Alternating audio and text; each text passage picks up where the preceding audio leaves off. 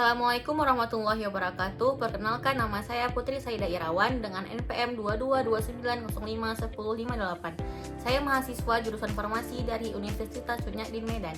Pada kesempatan ini saya akan menyampaikan presentasi mengenai salah satu aspek penting dalam cara distribusi obat yang baik atau CDOB, yaitu operasional. Baiklah, selanjutnya saya akan menjelaskan materi ini lebih dalam. CDOB atau cara distribusi obat yang baik adalah pedoman yang mengatur bagaimana obat harus didistribusikan secara aman dan efisien dari produsen hingga sampai ke konsumen, baik itu rumah sakit, apotik, maupun fasilitas kesehatan lainnya. Nah, tujuan CDOB yang utama dari CDOB adalah untuk memastikan obat yang didistribusikan tetap dalam kondisi baik, tidak rusak, dan aman untuk digunakan oleh pasien. Proses distribusi obat yang baik melibatkan beberapa tahap penting, mulai dari penyimpanan, pengangkutan, hingga distribusi kepada konsumen. Nah, semua tindakan yang dilakukan oleh fasilitas distribusi harus dapat memastikan bahwa identitas obat atau bahan obat tidak hilang dari distribusinya, ditangani sesuai dengan spesifikasi yang tercantum pada kemasan.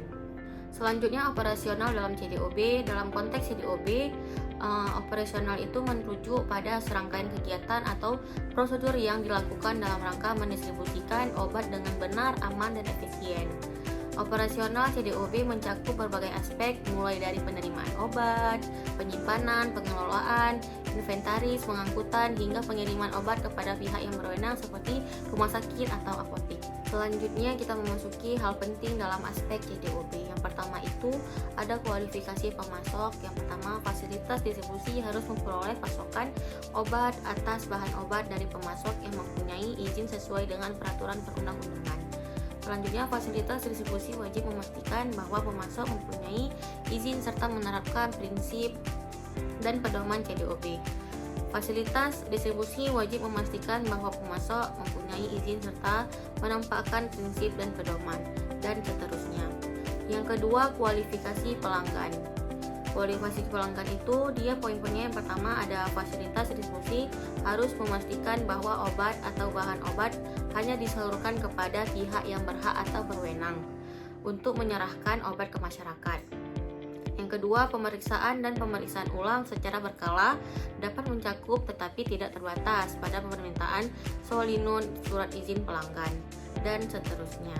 Yang ketiga ada penerimaan. Penerimaan itu proses penerimaan bertujuan untuk memastikan bahwa kiriman obat atau bahan obat yang diterima dengan benar. Obat dan bahan obat tidak boleh diterima jika kadaluarsa atau mendekati tanggal kadaluarsa. Obat atau bahan obat yang memerlukan penyimpanan atau tindakan pengamanan khusus harus segera dipindahkan ke tempat penyimpanan yang sesuai setelah dilakukan pemeriksaan, dan seterusnya. Nah, yang keempat itu ada penyimpanan. Di penyimpanan ini, penyimpanan dan penanganan obat atau bahan obat harus mematuhi perundang-undangan. Kondisi penyimpanan obat atau bahan obat harus sesuai dengan rekomendasi dari distribusi, farmasi atau non-farmasi. Kegiatan yang terkait dengan penyimpanan obat atau bahan obat harus memastikan terpenuhinya kondisi penyimpanan yang dipersyaratkan dan memungkinkan penyimpanan secara teratur sesuai kategorinya, dan seterusnya. Selanjutnya yang kelima itu ada pemisahan obat atau bahan obat. Nah, jika diperlukan, obat atau bahan obat yang mempunyai persyaratan khusus harus disimpan di tempat yang terpisah dengan label yang jelas dan akses masuk dibatasi hanya untuk personel yang berwenang. Nah, selanjutnya harus tersedia tempat khusus yang label yang jelas, aman dan terkunci untuk penyimpanan obat atau bahan obat yang ditolak, kadaluarsa, penarikan kembali atau produk kembalian, dan obat diduga palsu. Obat atau bahan obat yang ditolak dan dikembalikan ke fasilitas distribusi harus diberikan label yang jelas dan ditangani sesuai dengan prosedur yang tertulis. Yang keenam ada pemusnahan obat atau bahan obat. Nah, pemusnahan obat dilakukan atau dilaksanakan terhadap obat atau bahan obat yang tidak memenuhi syarat untuk didistribusikan. Obat atau bahan obat yang akan dimusnahkan harus diidentifikasi secara tepat, diberi label yang jelas, disimpul secara terpisah dan terkunci, serta ditangani sesuai dengan prosedur tertulis. Jumlah dan intensitas obat dan bahan obat yang dimusnahkan harus disesuaikan dengan ketersediaan waktu, penyaksian, pelaksanaan, dan pemusnahan sampai selesai, dan seterusnya. Nah, selanjutnya yang ketujuh itu penerimaan pesanan. Pada saat penerimaan surat pesanan baik secara manual maupun secara elektronik, penanggung jawab harus memastikan bahwa pesanan terdaftar sebagai pelanggan atau anggota yang terverifikasi dalam sistem aplikasi.